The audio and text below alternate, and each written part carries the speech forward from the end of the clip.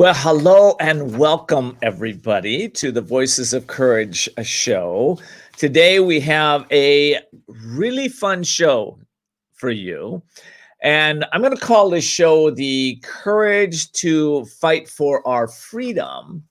And you'll understand that title as we move along here. You know, right now we live in an age that's becoming more and more important to excel into going into the unknown and trying to figure things out. You know, it takes courage to do that, courage to explore things that we don't really know what the next step is going to be. It takes courage to go in and maybe even fail at things that we haven't done before, right? A lot of people are going through that right now. We're going through a lot of transitions.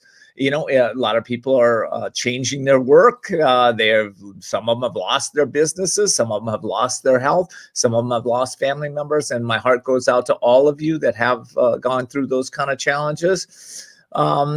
But, you know, I want to say this, that it's important to understand that, you know, most of our learning comes from having different experiences.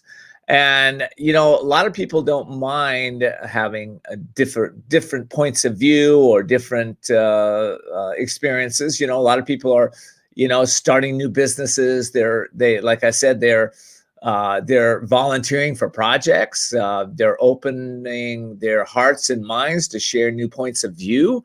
And, you know, they're asking lots of people for feedback, you know, but some people aren't like that, right?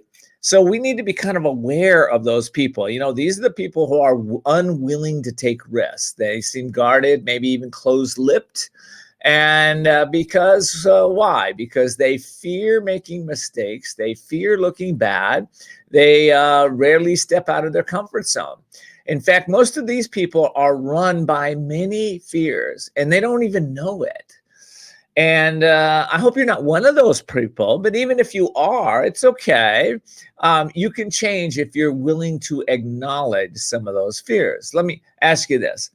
Have you ever wondered why so many people are run by fears today? Think about that.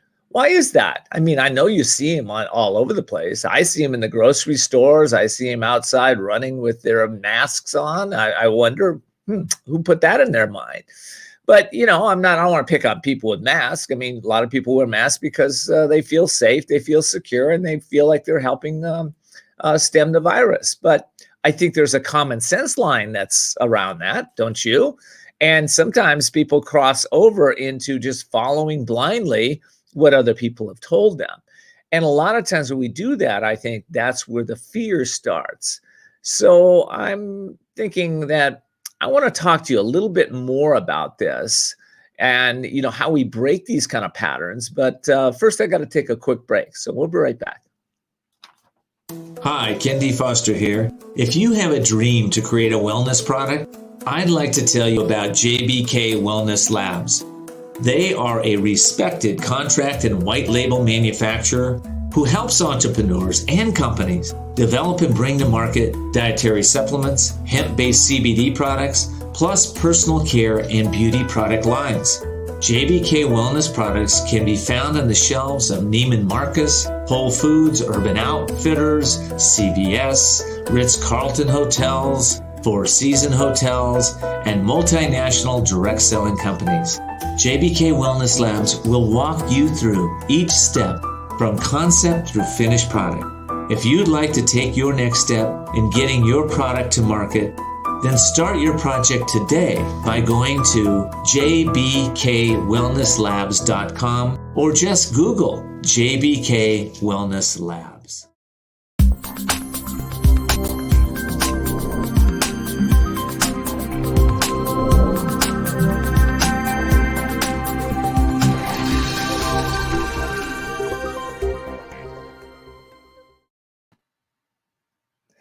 Well, welcome back. So listen, wouldn't you agree perception controls your reality?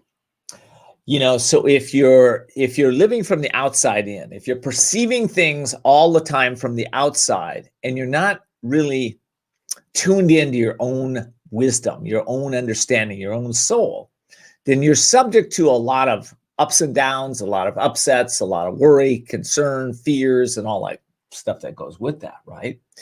But if you want to control your world, if you want to start to control your destiny, then it's really important to start to live from the inside out.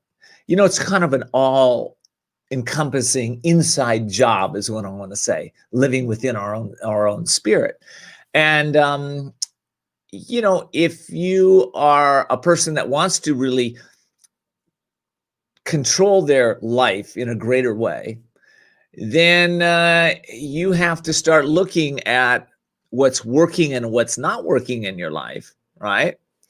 And you have to start to go within your own heart to start to think about, well, what can I do to improve, develop, change, grow, or evolve? We're all in this big school of life, right? And if you're not growing through learning your lessons consciously, what's happening is you're in a place where you're learning through pain, misery, suffering, worry, and fear, and everything else. And, it's not that we all don't experience those sense of emotions now and then. But if you're predominantly in that place and you're really worried about the outcome of your life and the outcome of the government and the outcome of what's going to happen, I think you're in the wrong place. And here's what I mean by that. I believe that let's take the presidential election right now because it's up. So do you have a mindset that you are going to be successful whether Biden wins or Trump wins? Are you going to be successful either way? Or are you one of the people that are saying, I'm going to leave the country. I can't deal with this if this guy wins or that guy wins. Are you one of the people that are just afraid that this new form of government, if we have a new president, is going to really impact you in such a negative way that you really need to worry about it, be fearful for it, and strive to think about it day and night? Because if that's you, I can almost guarantee you're going to be living from that first place, misery, pain, suffering, and pretty unconscious place, right? But if you have an attitude that says, you know what, whatever happens in this world, I'm going to overcome it. I'm going to challenge it. It's going to challenge me. And life is going to get better and better as a result of that. When you choose to put your attention on that reality and you start to focus on what you want to create instead of what you don't want, then I can tell you that you will have freedom from worry, from stress, from disempowering states of consciousness that are stopping you from being all who you can be. So, there's an ancient prophecy says that as within, so without, right? As you believe, so you manifest. The mind is either the cause of your bondage, or your mind, how you use it, will be the cause of your freedom, the cause of your liberation. And if you want to have more freedom in your life, then I encourage you to listen to this show on an ongoing basis. And also, I just want to let you know, I have a new book that we're launching that I've been talking to you about for a long time on the show. Now we're going to actually launch this book. We're going to put it out in the world in a formal way. And it's coming up on December the 5th. So put on your calendar, December the 5th. I'm having a super launch with some of my best-selling authors. Some of the key speakers in the nation will be there. Got some politicians showing up. Got some really cool people. And guess what? You're not only going to get to listen to them, you're going to get to network with them. So I'm setting it up so that you get to connect with some of the most powerful people on the planet. I hope you'll take me up on that, and I hope you'll listen to that, because if you do, what's going to happen is your life and your business is going to change. So save the date. More to come on this show. Also, you can go to couragetochange.us to find out more information about the celebration and the launch of the Courage to Change Everything book. And the subtitle of that book is Daily Strategies and Essential Wisdom to Awaken Your Inner Genius. How cool would that be? All right. I'd like to introduce my first guest, and then I'm going to have to go to a break, but I want to introduce him first. So as an American Association of University, let me start that over. Kate Nielson is the Director of Public Policy and Legal Advocacy for the American Association of University Women.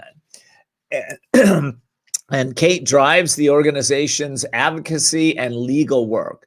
She leads the AAUW's policy and government relations work at the federal, state, and local levels, devises AAUW's grassroots field strategy, oversees the organization's national voter education to get out votes campaign, and manages the AAUW's legal advocacy fund.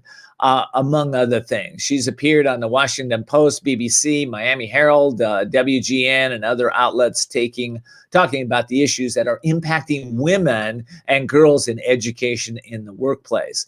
I also have Robin Lynn Kagan, and Robin also has spent the last, she spent the last 8 years with the American Association of University Women, and has been on the board as a program co-chair, membership co-chair, and now is co-president for 2021. So they're both joining me today. Ladies, welcome to the show. I'm glad you're here, and hoping we can get you on screen here. Very good. Okay. So welcome. I'm so happy to have you both. That's awesome. Thank you. Thank you for having us. That's great. Well, listen, I'm really interested in the organization, and that's why I'm having you on the show. I think anybody that's about women advocacy, especially in this time, this day and age. Of course, you guys have been doing the organization been around since 1881, but what you're doing today is fantastic. So we're going to take a deep dive into that. I got to take a break, but we'll be right back, and then we'll take a deep dive into exactly what you're doing to empower women in these times, these troubled times, really.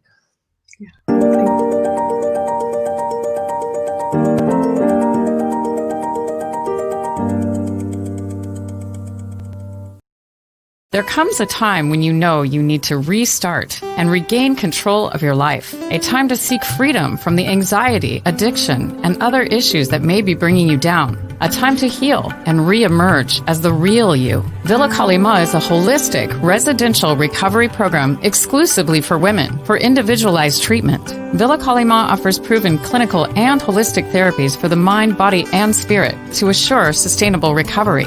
Villa Kalima focuses on healing the cause, not temporarily masking symptoms. It's the only way to truly recover and find yourself again. Villa Kalima is located in a beautiful, peaceful, resort-like setting and is a licensed and accredited residential treatment center accepting a variety of health insurances. Start your healing and renewal today by calling Villa Kalima in La Costa, California at 760-814-8214. 760-814-8214. Villa Kalima, a place for transformation.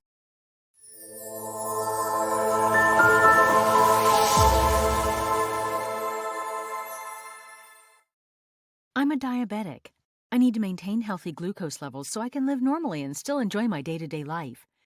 Curelin is a 100% natural supplement that helps me do exactly that. Curelin promotes healthy glucose levels, energy, sleep, and proper body function. I try to make the right choices, but Curelin keeps me controlled even if I indulge in a naughty treat here and there. It's how I plan to stick around for my family. Get $20 off Curelin. Visit curalife.com and use coupon code COURAGE.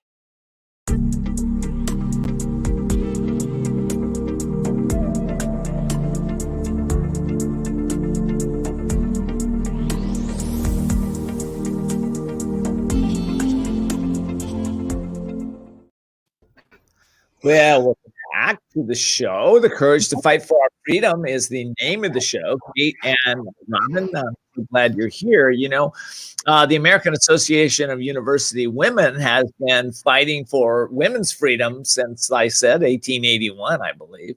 And that's awesome. That's really great. Can you tell us a little bit about the American Association of University Women, and who would like to handle that? Sure. Thanks so much again for having us. Happy to get the conversation started and then turn it over to Robin. As you said, we were founded in 1881 by a group of like-minded women who were interested in advancing equity, particularly educational equity for women and girls. So we are on the precipice of our 140th anniversary and going as strong as ever. We have over 170,000 members and supporters who work together to empower women and girls, which is really exciting, important work. We work on a number of different issues. We within the policy realm, which is what I'm happy to talk more about. We work on economic security, education, civil rights. But then the larger organization has a number of different programs. And we're actually one of the largest educational granting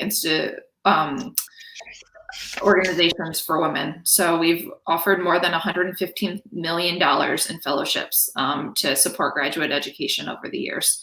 And we engage in a number of different programs to help support the learning of women and girls. So really empowering women in a number of different angles. And I'm happy to turn over to Robin to talk a little bit about what members, Robin is a member and can speak to some of the great activities and engagement that our members partake in. I love that. Well, before we get into some of the activities that members are doing, because I'm sure it's a lot. I'm just curious, what would you say in either one, Robin or Kate, take this? What do you think the greatest challenge facing women today in the workplace, or actually maybe at home and in the workplace?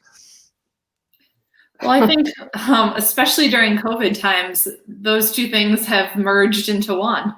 And we need to make sure that we are offering supports, not just to women, but to families in general, to be able to work in workplaces free from harassment with appropriate supports in terms of childcare. So that they are able to go to work. And again, that's not just for women. Men need to have these same supports and access, because if men have these supports and freedoms, that helps women. And then to be paid equitably for the work that they're doing. So it's a whole host of different policies that are sort of intertwined to be able to support and empower women and families. And let me ask you this too, real quick. What types of women show up to be part of the organization? Like who is this organization for? Kate, Robin, why don't you take that? Well, it is fun to be involved. It is a vibrant group. And what's really inspiring is being around women who've been members for 40 plus years, some of them, and the work that they've been committed to since they were in maybe their 30s. So that's very inspiring. Also, a lot of times women who are just retiring and haven't really had as much social time as they would have liked, this is a great way to pursue some activism and really feel you're doing something for not just your community, but really all women, all girls. And that's powerful. I personally have always been paid the same as a man, but I know my sisters and nieces and daughters, their chances of that aren't very good right now. So who's going to make that happen? It's women. And I think that community, that camaraderie, and that, feeling of banding together and the power of numbers is really strong. So it could be a retired woman, but it could also be a working woman who knows firsthand that they're not getting paid fairly. So we really have a wide range. Our youngest member in our branch is 28. Oh my goodness, that's great. Yeah. Well, it sounds like you got a lot of members in a lot of different places, doing a variety of advocacy for women. Can you talk about some of the ways that you engage with the members and the benefits of the membership? Yeah, absolutely. So our members are what make us unique and give our policies voice. And so we work really hard to provide information to our members about the issues and policies of the day, keep everyone abreast of what's going on, but then also trainings on how to be good advocates, as well as quick and easy advocacy opportunities so folks can take action at the drop of a dime whenever it's most needed. That you just said something, how to be a good advocate. How do you become a good advocate? I think that's a unique ability for most people. So I think a lot of people are really intimidated by the notion of being an advocate. And while I understand that, everyone can be and is an advocate. It can be as simple as talking to your friends about the issues that you're passionate about to spread education. It can be picking up the phone and calling your elected officials. And that does not just mean the president or your senator. Local politics, state politics matter so much. It can mean writing a letter to the editor. It can be a bake sale and tabling to let folks know what's going on in your community. There's really a lot of different inroads depending on your comfort and your abilities, but having your voice heard and making your mark is the most important thing. That's really good. So, what would you say some of the top priorities right now around policy is, Kate? So we work on a host of different issues, but economic security, education, and civil rights are sort of our bread and butter and where we focus the most, particularly around student debt relief. We focus on strengthening Title IX to make sure that women and girls have access to an equal education, pay equity, paid leave, ending harassment in the workplace, and currently making sure that everyone has the right to vote and access to do so. That's great. I want to talk to you, Robin, on this question. I want to know what it's like at a local chapter and what a woman can experience at the local chapter. But I got to take a break, so we'll come right back and we'll take a little deep dive into that too. Sounds good.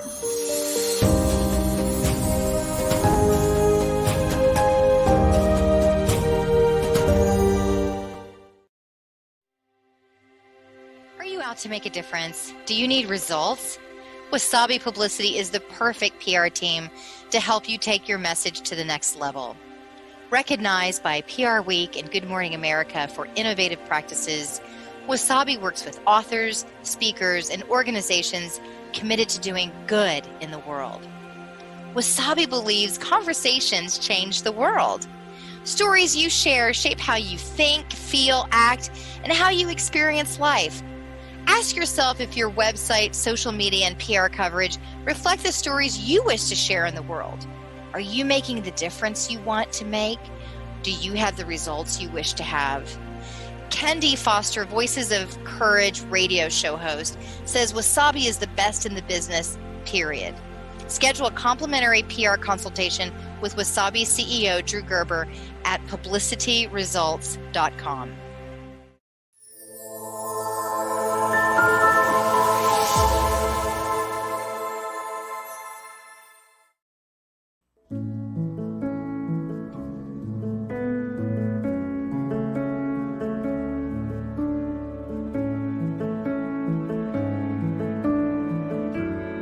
Today, women in business are helping each other prosper like never before by overcoming stereotypes, networking together, and sharing essential resources. Since 1991, Women's Wisdom, the premier business networking organization for purpose-driven, soul-inspired entrepreneurs, has helped women grow their businesses and become the best version of themselves. Women's Wisdom hosts online events with celebrity speakers, best-selling authors, and business experts dedicated to helping you, the small business owner, expand your possibilities, build new relationships, and get the right referrals. Take your business to the next level and join Women's Wisdom at womenswisdom.net. That's womenswisdom.net.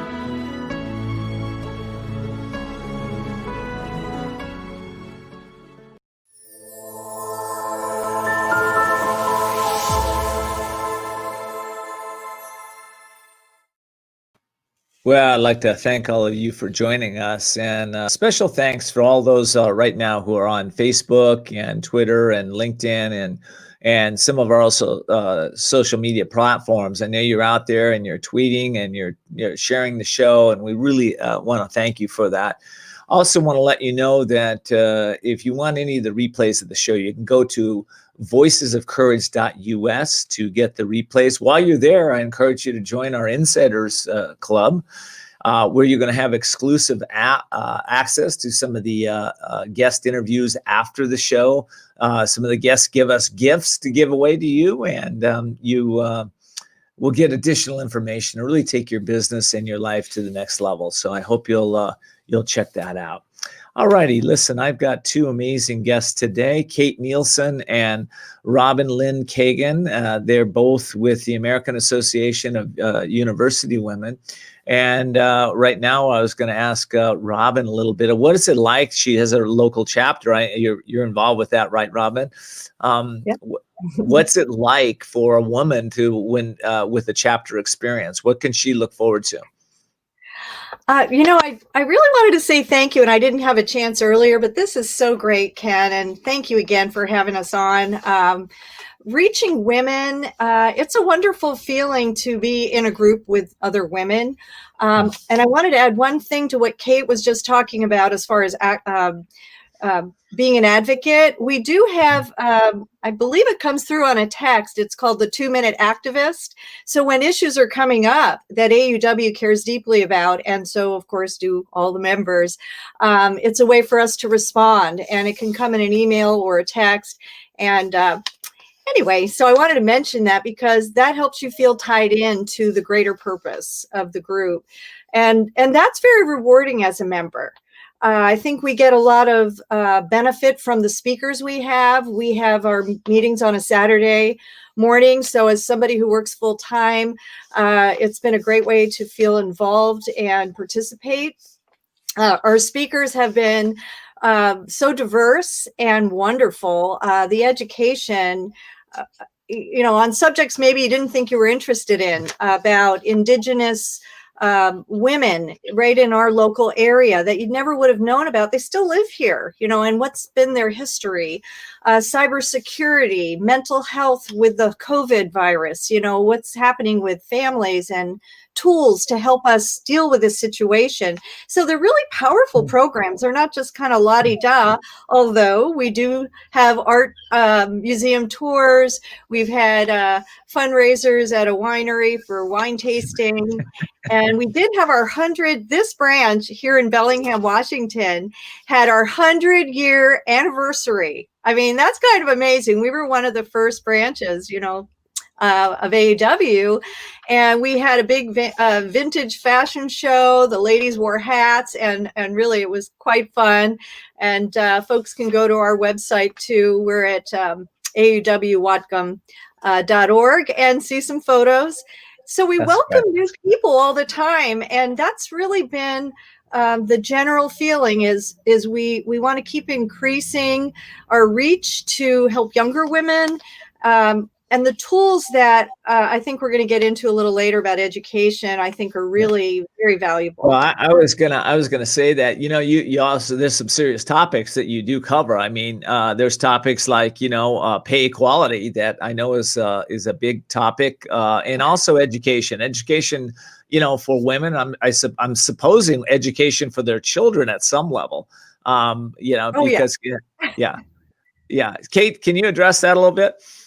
Absolutely. We advocate for equal access for all women and girls. And so that starts with very young kids and all the way, not just through higher education, but, graduate education, again, supporting women through scholarships, but also making sure that they're able to access an equal education and not having discrimination or harassment slow anyone down, but also ensuring that girls know about STEM careers in STEM, which are the fastest growing, and that they are able to access those and aren't sort of discouraged by myths around who is able to do which kinds of work in academics. It just amazes me that we're even talking about equal pay or educational opportunities for women in this day and age. Why is that? Why are we still talking about this? So there's a lot of different components and answers to that question. I'm sure there are, but give me your top two. Well, one is we've figured out how discrimination works a lot more. And so we need to pass laws that respond to that. So at the federal level, we're way overdue for an update to the federal law, but the states have really taken it upon themselves to update state laws. And not only is that helpful for the residents of each state, but it allows us to learn a lot about what's working and what doesn't, so that we can expand to other states or roll it up to the federal level.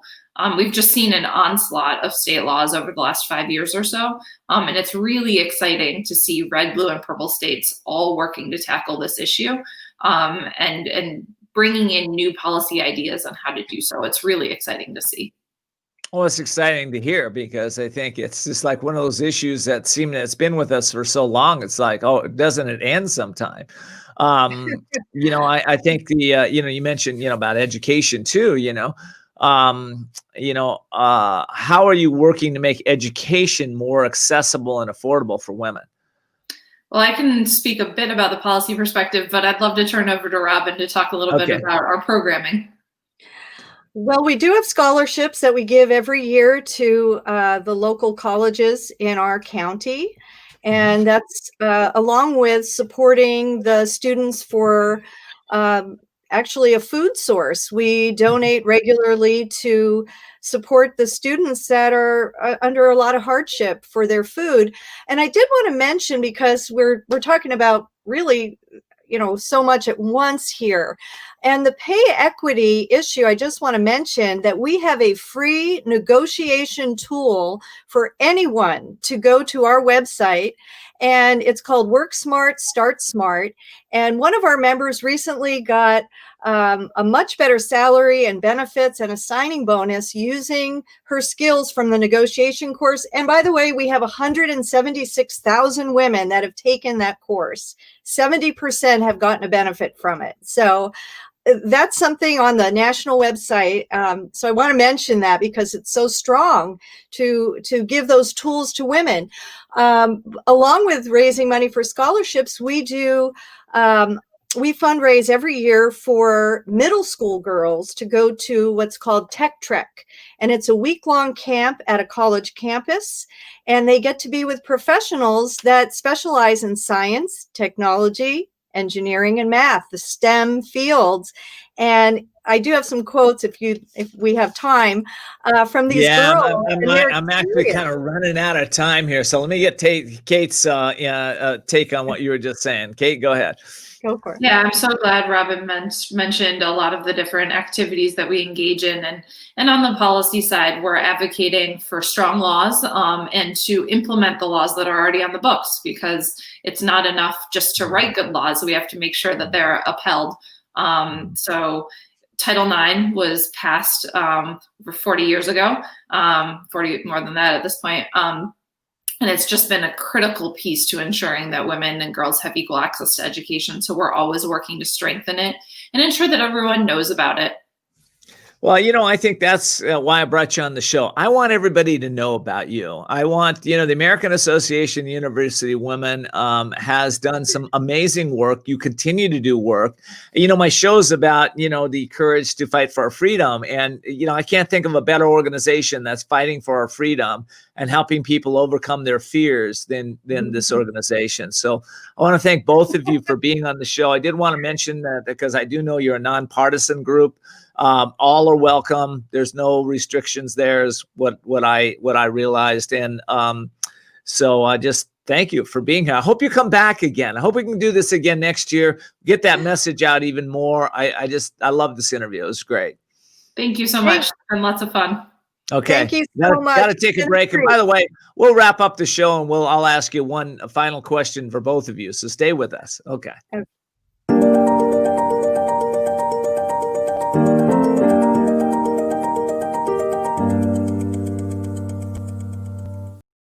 There comes a time when you know you need to restart and regain control of your life. A time to seek freedom from the anxiety, addiction, and other issues that may be bringing you down. A time to heal and re-emerge as the real you. Villa Kalima is a holistic residential recovery program exclusively for women for individualized treatment.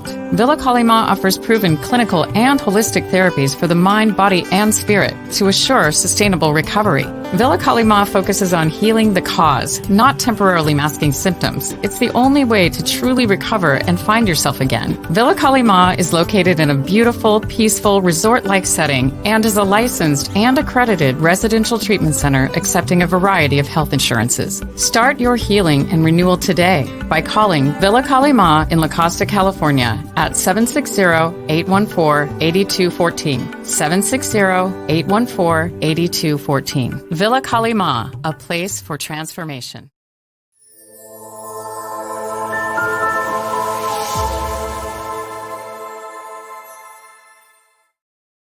Hi, Kendi Foster here. If you have a dream to create a wellness product, I'd like to tell you about JBK Wellness Labs.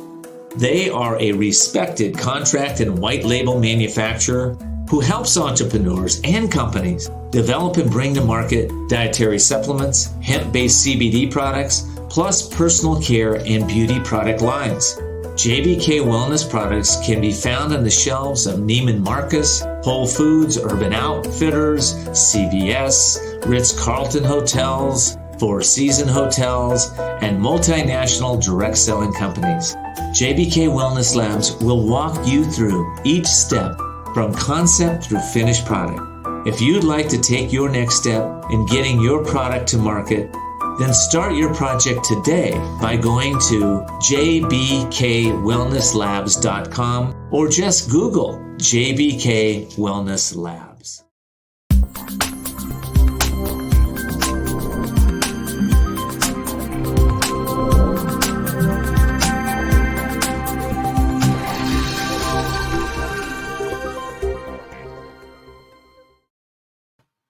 Well, welcome back, everybody. Today, my show is called "The Courage to What? The Courage to Fight for our freedoms." Right? Fight for our freedoms. Now, listen. Most freedom is an inside job, right? I started the show and we talked about some of the fears that that stop people, unconscious fears. They're not even aware of them. Well, listen. I'm so happy in this segment because I have the fear expert himself. His name is James Case.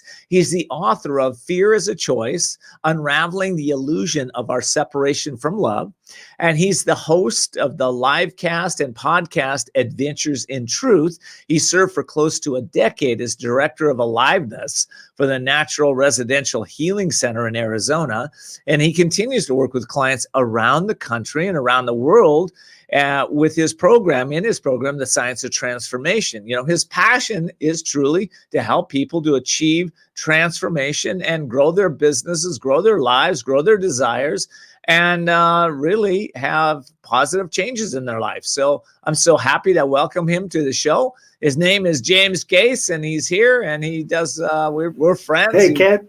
When you're not doing this, you're also helping me with the show, so I appreciate it. Great to have you, James. It's great to be here, Ken. Thanks for having me.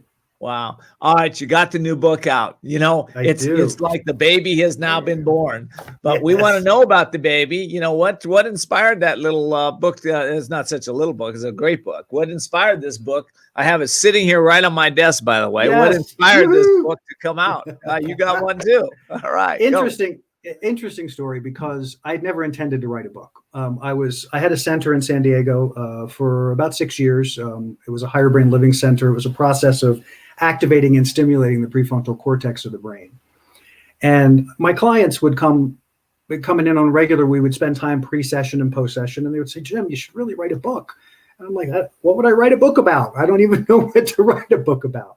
This book actually happened on a trip on the way home. I was inspired by it, literally driving down the road. Title of the book, pages writing themselves. I'm like, what is going on right now? And flash forward to going through a process of getting it translated, as it were, out of here and down on the page. That took a few months, and once it started flowing, it was incredible. And well, you know, listen, man, you know, fear is a choice. Just the title of this book, right? You know, it's a lot of people go, "Oh, that's kind of, what do you mean? Fear is a choice." What do you mean? Here's what I mean. So fear, actually, we didn't come in afraid. Fear is trained. Fear is something we learned in the process, and it's different from the fight or flight mechanism, that thing that protects us against potential harm. So they're two separate things. So fear is a choice is about recognizing that, one, it's a choice, that it's been trained into our experience since you were in the womb. You experience the experiences that your mother has, whatever emotions and feelings and feels, whatever's going on in the environment, those are all feeling and impacting. So what fear is a choice is recognizing that, because as adults, as we become consciously aware of our environment and engaging in all the things that are going on, we're also at the same time being stimulated by a never-ending barrage of fear through commercials and media and news and newspapers and and schools and everywhere we're being inundated with fear. Well, speaking of which, I mean, I started the show, talking about, there's a lot of people that are unconscious of their own fears. I mean, I see them every day. I look in their eyes in the grocery stores. They're afraid to get close to anybody. I don't want to pick on people with masks, but I do see, I'm an athlete, and I watch people riding their bicycles and jogging with these masks on, knowing that I commend them. I know they probably want to be healthy and they want to help people, but common sense is lacking. And I do believe it's fear driven by the media, most of it. So what say you to that? I say that part of the deal is you got to learn, and what the book takes us through is by understanding the fears of choice, you have the ability to make fear something that shows up in the field of your awareness as opposed to something that you're reacting to. See, when you change your relationship with fear, it changes everything about your life, because you're not then looking at everything through this lens, which I kind of go like this. If you're looking through the lens of fear, this is about all you can see. When you shift out of that experience of fear into a consciousness of opportunity, you open that vision to the potential and opportunity, all of it that's available to you. However that may show up.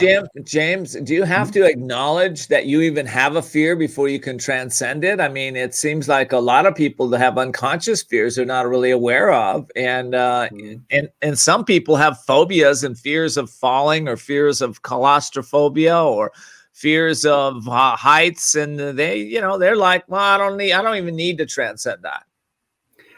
And some people don't. And it isn't that you can't interact with fear. The challenge with fear in general is that it's a vibration, like everything. I'm very much about life is about energy. So fear is a vibration, a frequency that resonates at a low frequency. So it's kind of dense, it's kind of intense. When you begin to change the relationship with fear, that part of what that process is changing your vibration so that you and fear don't resonate at the same place. When you do that, fear becomes an object to the field of your awareness. So you can be aware that there is something attempting to impinge your consciousness, your awareness, and then you can attend to it, as opposed to this is happening. Oh my gosh, what do I do now? You say, oh, that's happening. How do I want to address it? How do I want to engage it? Or do I even want to engage it? I think about that. So what you're talking too about, I think people have to be kind of tuned into their, have some feelings, especially us guys. There are women out there that don't have much feeling either, but especially us guys, we need to tune into our feelings, our emotions, because if you can't tune into that, you don't even know when you're fearful or not. True. I mean, fear is pretty obvious in that when you're feeling afraid, but the things that become up subconscious, it's important to understand how the subconscious works as well. And that's a lot of what the book talks about, is recognizing that your ego, the part of you that is attending to the physical world that you live in, is looking to, and is always looking to, keep you safe and looking to keep you from harm. Well, we don't live in a world that we're going to walk out of the house and be attacked by a saber-toothed tiger anymore. There are other things that have built into that place, but ultimately we don't live in that place. So it's important to understand that when the ego goes back into the filing cabinet, it's just looking for things to bring forward to show you the evidence of what you think is real. So if you start changing what your perception of reality is, meaning you're not engaging fear, then the things that you start to create and connect to are not associated with fear. They're things that are associated with opportunity, with being able to expand your own experience. Okay, I get it. Does that make sense? I get it. I've got to take a quick break, and I want to, before I do, I want you to tell people where you can get the book. I guess it's right there, adventuresintruth.com. Is that correct? Mm-hmm. Yep, adventuresintruth.com, and I'm on Barnes & Noble. You can order on Amazon. Kindle is available, all of those, and the links for all of that are on my website. Okay, good. Well, listen, when I come back, I want to talk about the impact of resistance and the importance of understanding its effects. So we'll be right back.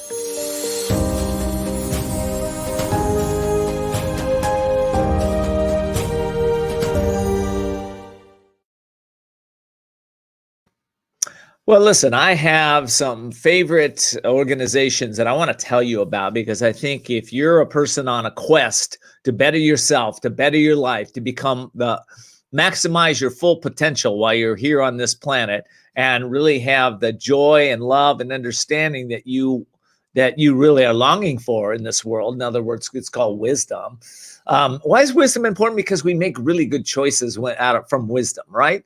And if you make better choices, you have a better life. So listen, there's a couple of stations out there, actually networks that I'm on, that I want you to be aware of. One's called UK Health Radio, one is called BBS Radio, and one is Talk Radio New York City. All three of these networks are dedicated to empowering you to solve your problems, tune into your wisdom, and have more joy and happiness in your life. How cool is that? Where do you find them? ukhealthradio.com, talkradio.nyc, and bbsradio.com. Also, I wanted to mention again, encourage you to join the Voices of Courage Insiders Club. You can go to voicesofcourage.us to join our Insiders Clubs. You'll get gifts, you'll get some giveaways, you get some special interviews with our guests. So a lot of cool things there. And most importantly, you'll be able to stay subscribed to us, and we'll let you know about the upcoming shows. How cool is that? So you can find that at voicesofcourage.us. Again, voicesofcourage.us.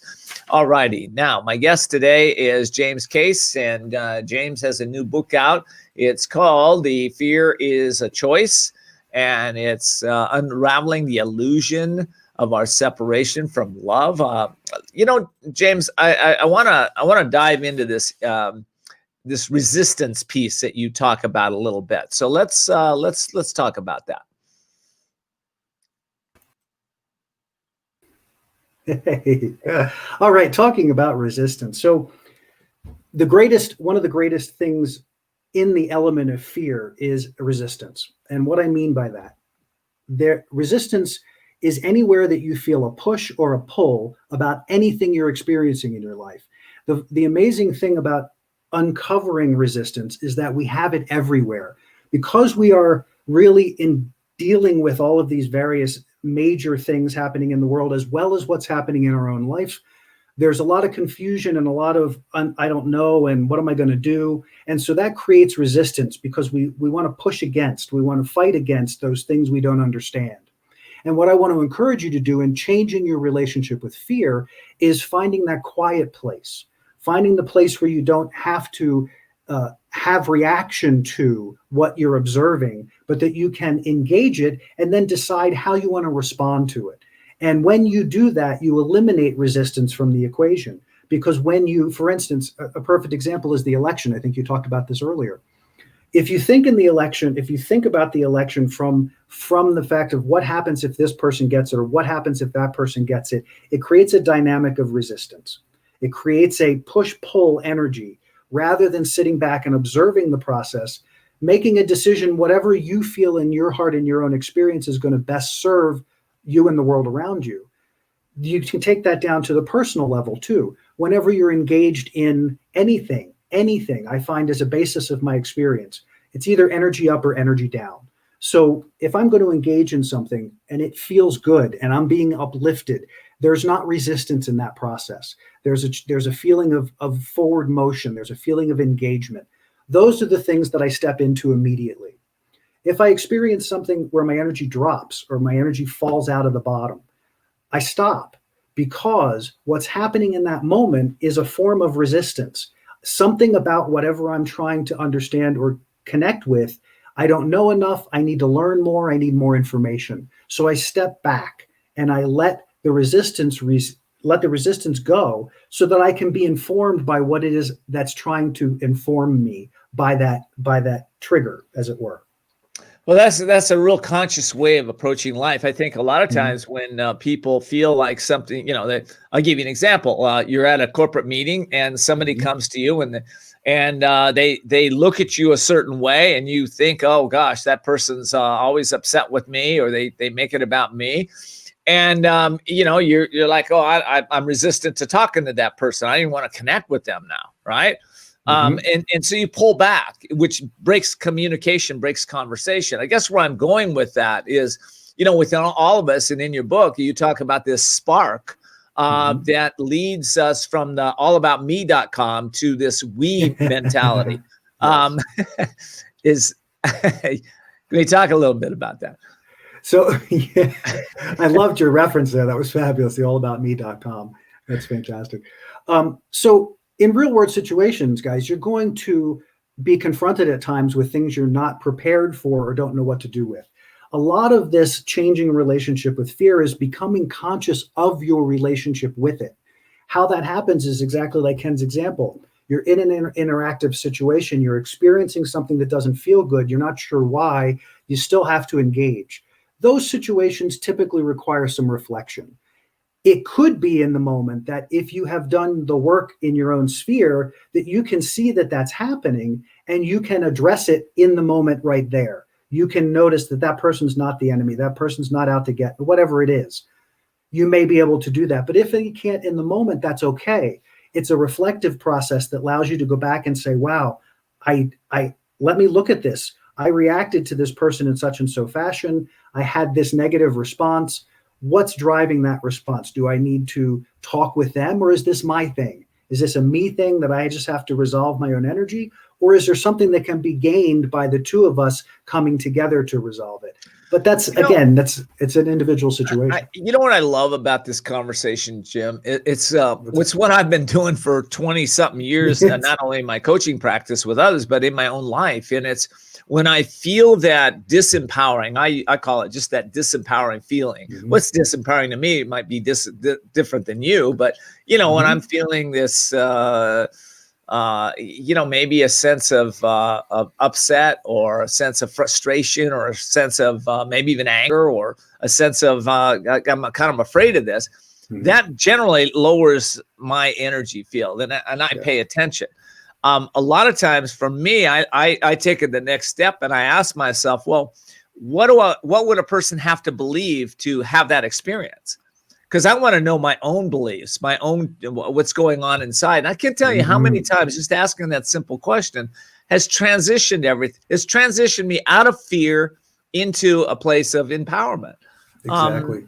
It's let's just talk about how do we surrender our fears, okay, to a greater experience. Good question. So surrender is an interesting thing, because I don't think we surrender fear. I think we surrender our viewpoint. I think we surrender our perspective, because it is the perspective that we're holding it is the focus that we're holding that is creating that dynamic tension. It's creating that resistance. It's not creating the fear per se. It's creating the reaction to the fear. So, but my perception is always right. I'm like, no, I'm right. They're wrong. Okay, I'm right. You're wrong. I mean, that's my point of view. How do we change that? Right. Again, it's the surrender piece is about acknowledging where you are. And if where you are is not going to get you where you want to go, surrender is not about giving up to something else. It's saying, this isn't serving what I want to achieve or what I want to create. So again, in the dynamic of energy, in the dynamic of frequency, you have to put your attention on some other frequency, on some other vibration that you want to bring forward. As long as your attention is in fear, that's where your energy will go. So change the focus. If you're, as an individual, if you're holding this energy of I'm always right, you're already in resistance. You're already in fear. You're already in holding that energy in place. So the act of surrender is to acknowledge that maybe I don't know everything. Maybe I don't have everything. Maybe there's more, even if you don't want to go that direction. Maybe there's more I could learn that I don't yet know. And so frame it positively. So you're saying, okay, direction, which is a direction that's away from being in fear. It's a direction of, I want to be over here, somewhere that's more uplifting, somewhere that's going to serve and help me and help the people around me interact with me better. That makes a lot of sense. Well, you know what we're really talking is self-awareness and being more aware of the thoughts that are passing through our mind and the emotions that those thoughts are creating within our own being. So I like that a lot. I think that I've been a decades long meditator, right? That for me, that was the end all be all, because once I learned how to meditate, I learned how to master my mind, master my emotions, and be able to live a lot more joyfully. I used to be all over the map. I mean, I would lose a pencil and I'd get upset. I mean, that's where I started from. Yeah. So, but that's a big piece of my life. What are the illusions around meditation, and how do we develop an effective daily practice? Because I know you're a meditator too. Yeah, I think that ties in a lot to what we're talking about here. It does. Setting that daily practice. Here's the thing: we are 7.5 billion unique sparks of creation. Each of us has a story. Each of us has what do you call that? A source story, as it were. Meaning we came into the world, we came into a family, we came into a society, we learned a whole bunch of things, we built a whole bunch of experiences. And out of that now, we have the ability to create a foundation to raise our vibration. And the reason I went through all of that is to really have you recognize that you're unique in the process. There is not a wrong way to approach it. There are lots of tools out there to help you find where your juice zone is. Whether you go into transcendental meditation, whether you go into Kundalini meditation, whether you just choose to create a meditative space in your own right based on what you understand of your own vibration, all of it's good. The trick is doing it. The trick is recognizing that the purpose of getting quiet is not to do battle with your mind. The illusion is that you're going to battle your mind. The reality is you're surrendering your mind to a greater experience, which means we don't put our focus there. We put our focus where we want to be, not where we think we are. And again, the meditation lays the foundation. The illusion or the myths of meditation is that you have to do it a certain way. And I don't believe that's true. I believe that we all find a way to juice up our energy, to spin up our vibration that's deeply satisfying. Some people run, some people hike, some people go into the woods and sit under trees. Some people prefer to be by water. Some prefer to lay on a yoga mat. There's lots of options there, but make sure that you're picking options that are stimulating that upliftment in your own energy, and that you can feel it, and that you know that when you walk out of that situation, you are in an altered state. You are in a state that is no longer resonating at that fear level.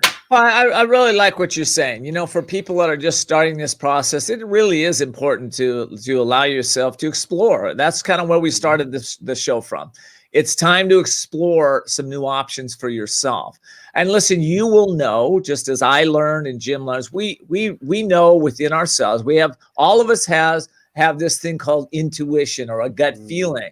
So we know what is right for us. We know what's wrong. Just pay attention. Don't turn your power over to somebody that is saying, I got the way and this is my way, but it doesn't feel right to you. If it doesn't feel right, just move on. I think that's what he's saying. So be willing to explore and take your life into a new direction. Jim, I'm out of time. I got to just say goodbye.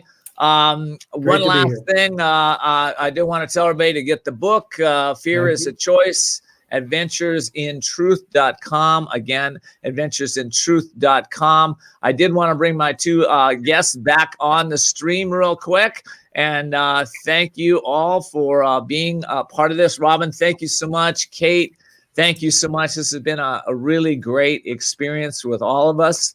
And, I'm going to, let's see. I've got 5 seconds real quick. What's your message to the world, Kate? Use your voice for good. Be a strong advocate for the issues you care about. God, Robin, quick. Participate. And thank you, Ken, for what you're doing. It's really powerful. Thank you. All right, Jim, message to the world. You got 2 seconds. Every day, find your joy. Every day, find your joy. And that's it. That's a wrap for us. Thank you so much for joining us. I hope you continue to see the unseeable, know the unknowable, and do the impossible. Thank you so much for joining us today. We've really enjoyed having you here. And I think that's a wrap. All righty. Take care. Thanks, Ken.